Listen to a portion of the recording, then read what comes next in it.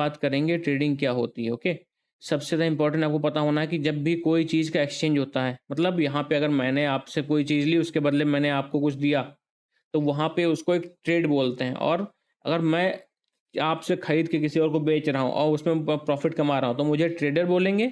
और ये मेरा प्रोफेशन है, इसको ट्रेडिंग बोलेंगे।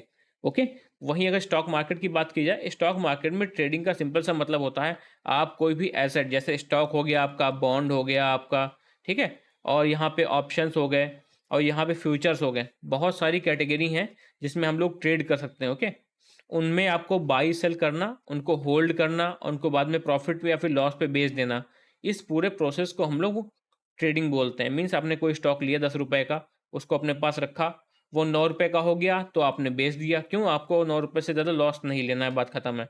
अगर वही स्टॉक आपका 12-15 का हो गया, आपने बेच दिया क्योंकि भैया आपके पास प्रॉफिट मिल रहा है, आपको प्रॉफिट अपने पास रखना है, इसलिए आपने उसको बेच दिया। तो इस पूरे प्रोसेस को हम लोग ट्रेडिंग बोलते हैं। और ट्रेडिंग को मेनली हम लोग 3 टुकड़ों में बांट सकते हैं।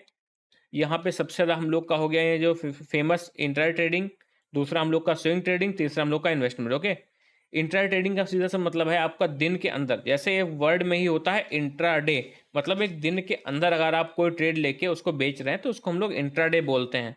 और दूसरे नंबर पे आता है स्विंग ट्रेडिंग। स्विंग ट्रेडिंग का मतलब क्या, एक दिन से ऊपर अगर कोई भी आप ट्रेड होल्ड करते हैं, उसको बेचते हैं 6 महीने तक, तो उसको बोला जाता है स्विंग ट्रेडिंग। मतलब आपने आज बाई किया, 3 महीने बाद आपको प्रॉफिट दिखा, आपने बेच दिया, 1 हफ्ते बाद प्रॉफिट दिखा, बेच दिया, 6 हफ्ते बाद प्रॉफिट दिखा, बेच दिया, तो उसको हम लोग स्विंग ट्रेडिंग बोलते हैं। वहीं इन्वेस्टमेंट के लिए कम से कम आपको 1 साल तक होल्ड करना पड़ता है स्टॉक को, तब हम लोग उसको बोल सकते हैं कि ये हम लोग का लॉन्ग टर्म इन्वेस्टमेंट है, तो उसको हम लोग अलग कैटेगरी में डालते हैं। ओके, तो हम लोग की तीनों कैटेगरी आप लोगों ने समझ ली।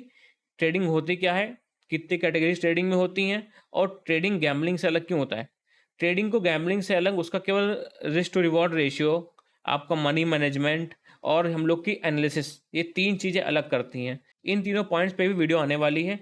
आज की वीडियो में बस इतना ही। आज की वीडियो को यहीं पे ख़त्म करते हैं।